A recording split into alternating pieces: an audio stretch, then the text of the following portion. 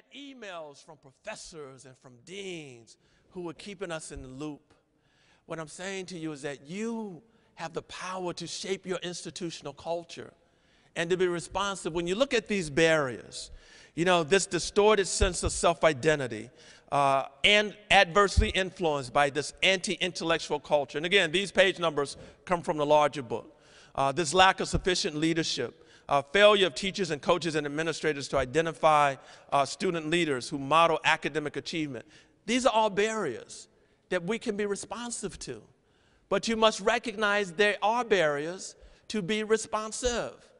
You know, after 30 years, after 3 decades of talking and delivering messages, I've never once said to any group, just go buy this program, because it is not in the program.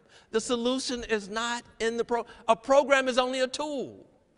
A program is a tool to operationalize strategy, but you must have the strategy on the front end. See, if you have the right strategy, then you can have a tutorial program to support it. If you have the right strategy, you can have a mentoring program to support it.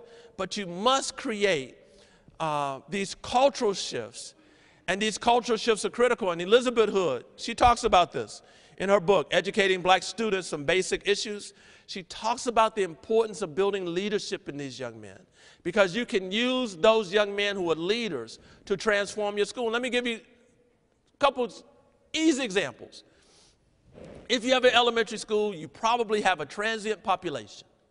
Well, if you identify some young men on your elementary campus who are your leaders, they're your young leaders.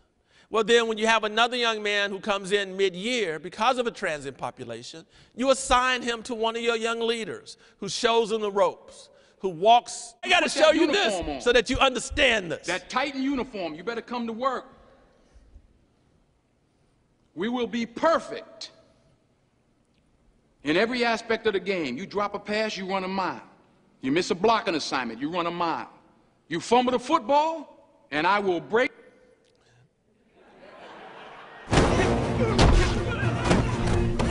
I just fast forward to this one. Get up, boy, get up, get up, get up, get up. Now understand what you're seeing here.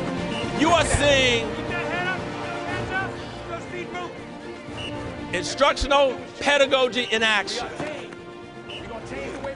We're going to change. We're going to change. We're going to change. We're going to change. We're going to change. Come on. This is what you got to do. Come on. Get out. Get out of here.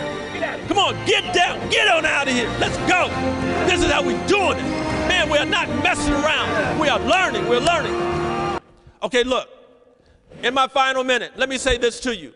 Here's what that clip should say to all of us, is that on our respective campuses, when we have this low-performing population, is that you have to bring them into the room. If you can't do it in isolation, bring the whole school into the room. But when you get them in the room, you must share with them your mission, your vision for your campus. And you can say to them, we're going to change the way we walk.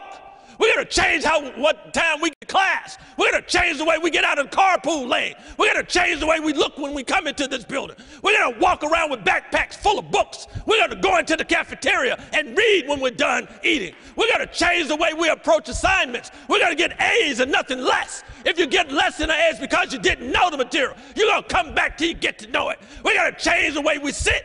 We're going to change the way we smile. We're going to change the way we talk. We're going to change the way we work. What I'm saying to you is that you can do this, and if you do it, young men, they won't know any better, but they say, we got to change. We got to change. They'll walk around your building. We got to change. We got to change. They say, we got to change. We got to change. Mama, mama, mama, we got to change.